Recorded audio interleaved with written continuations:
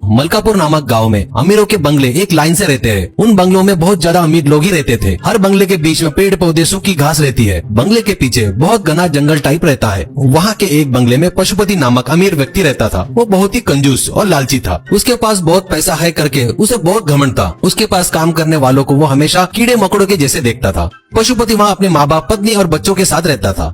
उसके कई प्रकार के बिजनेस थे और वो एक रोड कॉन्ट्रैक्टर भी था। उसके पास एक पालेकर करके आदमी था। वो जेसीबी चलाता था।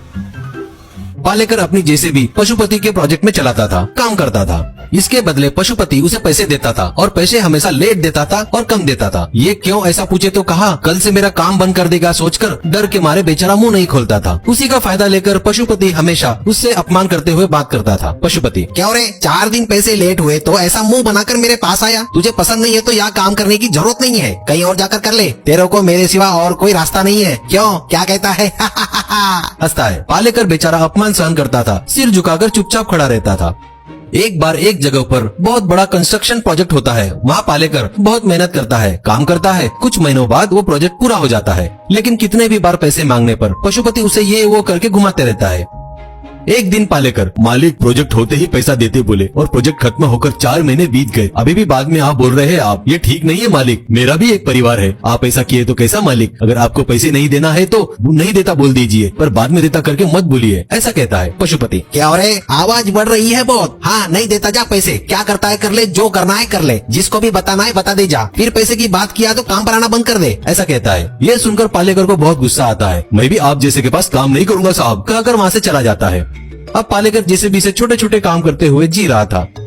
एक दिन जंगल में कुछ लड़के पार्टी कर रहे थे। वो लोग शराब पीते हैं और बिरयानी बनाते हैं। उतने में वहाँ जोरों की हवा चलती है। इससे उस चूल्हे की अंगार उड़कर वहाँ के घास में लग जाती है। देखते ही देखते जंगल में आग लग जाती है। ये देख के वो लड़के वहाँ से भाग जाते हैं। वो अंगार बढ़ते हुए अमीरों के बंगले की तरफ आ रही थी। ये देखकर सभी अमीर लोग घर से निकलकर बाहर आ जाते हैं और फायर इंजन वालों को फोन करते हैं।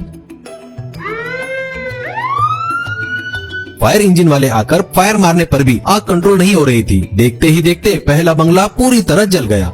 उसके बाद का बंगला था पशुपति का। ये बात पूरे गांव में पता चल गई थी। पूरे गांव के लोग दौड़कर वहाँ आ रहे थे। उनमें पालेकर भी था। पशुपति, हे भगवान, अब कैसे, मैं क्या करूँ, कोई आग तो बुझाओ, अरे कोई तो आओ रे भाई, ऐसा चिल्ला रहा था। फायर ऑफिसर, आप देख रहे हैं ना सर, कितना भी पानी मारे तो ये आग काबू में नहीं आ रही है। अब हम कुछ नहीं कर सकते और हाँ, हमें पानी भी नहीं मिल रहा है, फिर भी हम हमारी कोशिश कर रहे हैं। पशुपति, यानी मेरा बंगला, उसके अंदर की कीमती वस्तुएं, फर्नीचर जलकर राख हो जाएगी क्या? बचाओ, कोई बचाओ, बुझाओ रे कोई, इस आग को बुझाओ, ऐसा चिल्ला रहा था। तभी पालेकर, मालिक अगर आप मुझे परमिशन दिए तो मैं आपके घर जलने से बचा सकता हूँ, लेकिन इसके लिए मुझे 1 करोड़ रुपए चाहिए। अगर आप देने को तैयार है तो बोलिए। इधर आग धीरे धीरे पशुपति के घर तक पहुँच रही थी। पशुपति, ठीक है, देता, पहले आग तो बुझाओ रे भाई। पालेकर, मालिक आपके बातों पर मुझे भरोसा नहीं, वो तो कब का आपके ऊपर से उठ गया, पहले पैसे दिए तो काम करूंगा, ऐसा कहता है। पशुपति ठीक है कहकर जल्दी से अपने कार के पास जाकर कार में से चेक बुक निकालकर 1 करोड़ का चेक देता है। वो लेकर पालेकर अपने जेसीबी से आग के नजदीक जाता है और पशुपति के घर के आजू बाजू वाले पेड़ पौधे और घास को वहाँ से साफ कर देता है। बस आग वहाँ तक आकर रुक गई।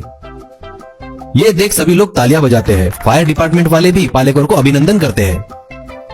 पशुपति, पालेकर मुझे माफ कर दो यार, इतने सालों से तेरा अपमान किया, तुझे तकलीफ दिया। अगर आज तू नहीं होता तो मेरा घर खाक हो जाता था। आज से मैं भी एक अच्छा इंसान बनने की कोशिश करूंगा, लेकिन तू फिर से मेरे पास ही आकर काम कर प्लीज, ऐसा कहता है। पशुपति में आए बदलाव को देखकर पालेकर बहुत खुश होता है। तब से पालेकर उसके पास काम करने को आ जाता है।